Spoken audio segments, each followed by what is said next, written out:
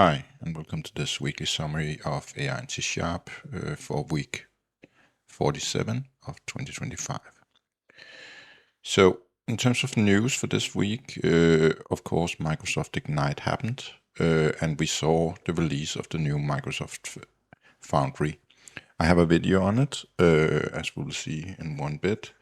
And in general, it is all about the Foundry and the new agents that you can build up there. You can also now use Claude up in Microsoft. Other news, Gemini 3 was released, at least in preview, which seems to be a very capable model when we look at the various benchmarks. But for me, more interesting is that they released the new Google Antigravity, which is their coding agent. It's a VS Code clone, like the rest of them. But it feels, I've tried it a little, and it's free right now to use. And it feels quite intelligent, so I need to try it more compared to my daily driver, which is Codex. And that's the fourth news, that Codex also released a few new versions. They released 5.1 Codex Max, and they released a Codex Extra High as well. Not had too great results with it. I think it's overloaded at the moment, so I couldn't tell the difference so far. So I think it was more a knee-jerk reaction to that Gemini was there. So in terms of releases this week, Microsoft Agent Framework did not make any releases, and that was scheduled because they had a code freeze during Ignite, but we will see new releases next week probably. In terms of, from my side, other than the samples of course, I released a new Agent Framework toolkit, and it had its initial release, and I did a bunch of small things like simplifying various things and adding Mistral and dependency injection support. And also, if you don't even want to use my special agents, you can use run async for structured output directly on AI agents using an extension method. In terms of videos, there were 4 videos this week.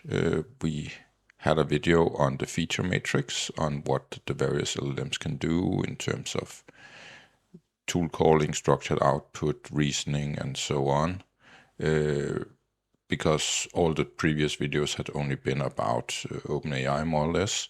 So we checked out, could Gemini do it, could Claude do it, and so on in that video.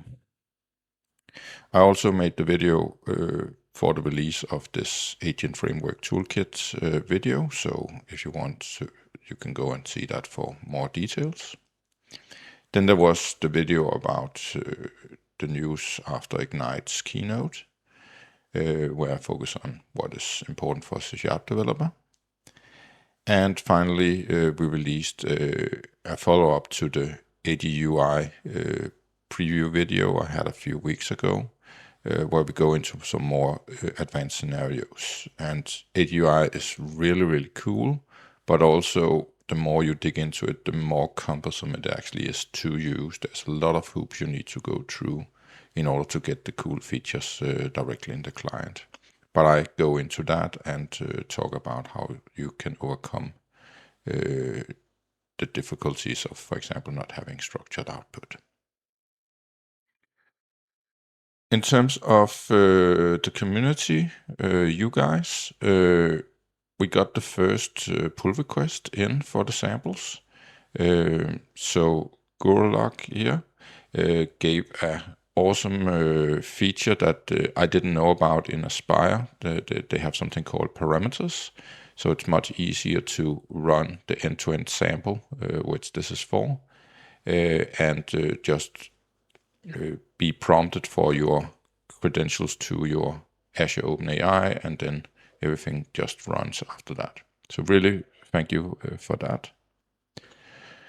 Then in terms of comments, there was some comments about ADUI. about if it could be dangerous to use, and I won't go directly into my comments. You can just pause the video and see them here. But I don't see any specific issues of AGUI compared to any other code that you write. But valid opinion, and actually made me think about if there was any kind of injection things. And Microsoft actually have various things on that you should be careful about this. So there might be some valid points to this comment, but of course it's optional to use.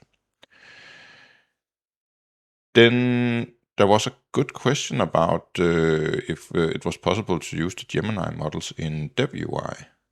And I was actually very hesitant. I didn't think it would work. But surprisingly, it does work because if you just give the agent, if you use the add agent, it will not work.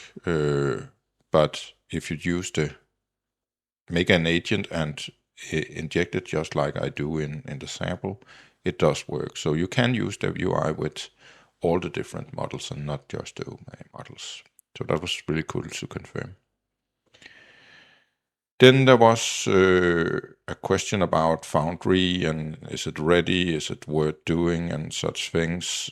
I'm kind of torn. You can see the long answer here. But the main thing is this thing about being behind all the time.